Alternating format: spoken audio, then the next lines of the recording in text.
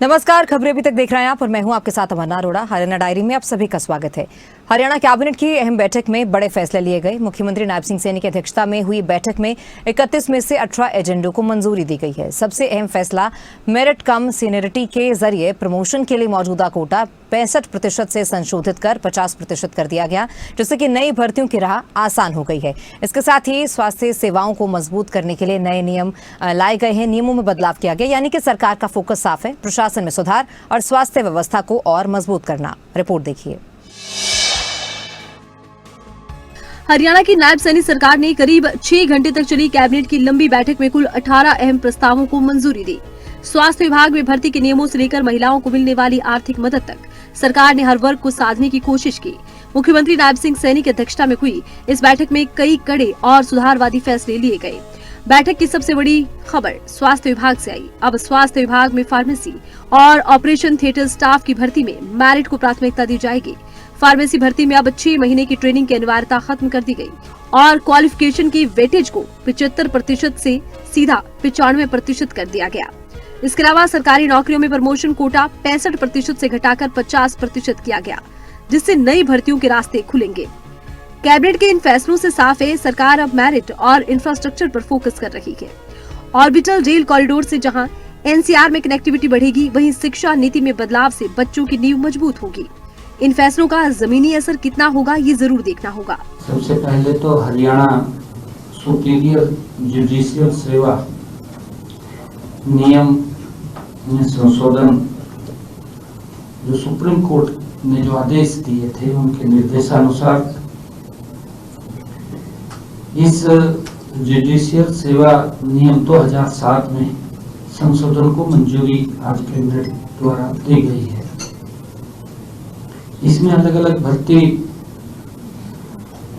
चैनलों से आने वाले उम्मीदवारों के लिए अनुभव, आयु और योग्यता, सेवा से जुड़े प्रावधानों का रेशनलाइजेशन किया गया और इसके अलावा वरिष्ठता और रोस्टर प्रबंधन के नियमों में भी बदलाव किए गए। इनका उद्देश्य हायर जुडिशियल कैडर में भर्ती और सर्विस की शर्तों में पारदर्शिता और दक्षता को मजबूत करना है।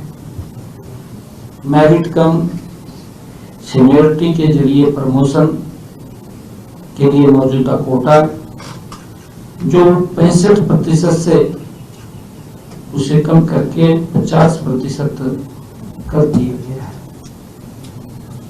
सीमित प्रतियोगी परीक्षा के जरिए भर्ती का हिस्सा 10% से बढ़ाकर 25% कर दिया गया है, जिससे काबिल न्यायिक अधिकारियों के लिए अवसर बढ़ेंगे।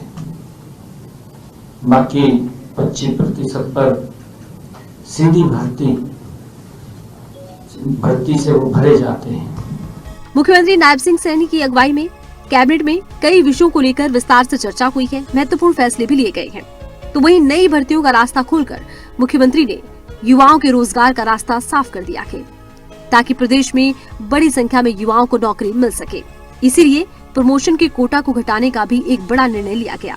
इसके बाद नई भर्तियों के लिए ज्यादा मौके होंगे।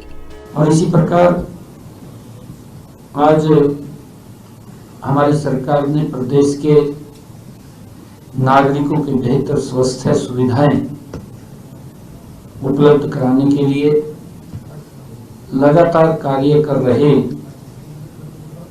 इसी दिशा में स्वास्थ्य सेवाओं वितरण में और अधिक सुधार लाने के लिए सरकार ने फार्मेसी अधिकारियों की भर्ती के नियमों में ढील देने का भी निर्णय किया है।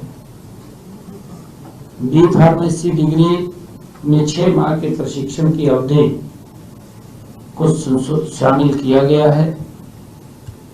इसीलिए आज की इस मंत्रिमंडल की बैठक में फार्मेसी अधिकारियों के लिए अलग से अनिवार्य 6 महीने के प्रशिक्षण की शर्त को हटाने की मंजूरी दी गई।